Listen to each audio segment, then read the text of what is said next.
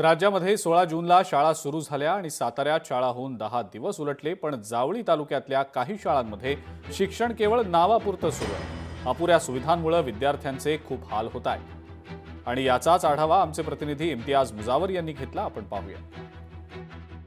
महाराष्ट्रात 16 जून रोजी शाळा सुरू झाल्यात। प्राथमिक शाळेमध्ये सगळा किलबिलाट या ठिकाणी आता पाहावयास मिळतोय। मात्र लोकशाही न्यूज मराठीच्या रियालिटी चेक या वृत्ताने संपूर्ण महाराष्ट्रातल्या शाळांमधील खरी वस्तुस्थिती आता समोर येऊ लागली आहे। खऱ्या अर्थानं रियालिटी चेक या प्राथमिक सातारा जिल्हा परिषदेच्या प्राथमिक शाळा जावळी तालुक्यातला प्रवेशद्वार असणाऱ्या सरतळे गावातली परिस्थिती अत्यंत धक्कादायक आहे।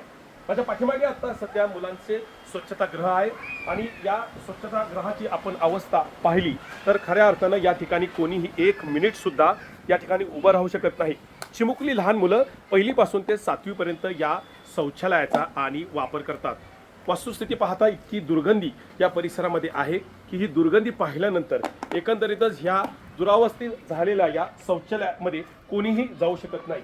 हे आपण दुरावस्थित झालेलं शौचालय पाहतोय।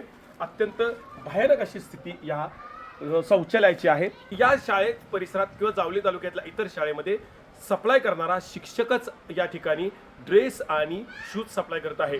शिक्षकच जर उशिरा या ड्रेस सप्लाय करत असतील तर या मुलांना नवीन गणवेश आणि नवीन इन्फ्रास्ट्रक्चर कधी मिळणार असा सवाल देखील आता उपस्थित होऊ लागले आहे। शाळा प्रशासन त्याचबरोबर जिल्हा परिषद प्रशासन शालेय विभाग याने गांभीर्याने इथे दखल घ्यावी अशी मागणी देखील आता होऊ लागली आहे। कॅमेरामन वसीमसह इम्तियाज मुजावर, लोकशाही मराठी, सातारा। लोकशाही मराठी ऐका, पहा, जागरूक रहा।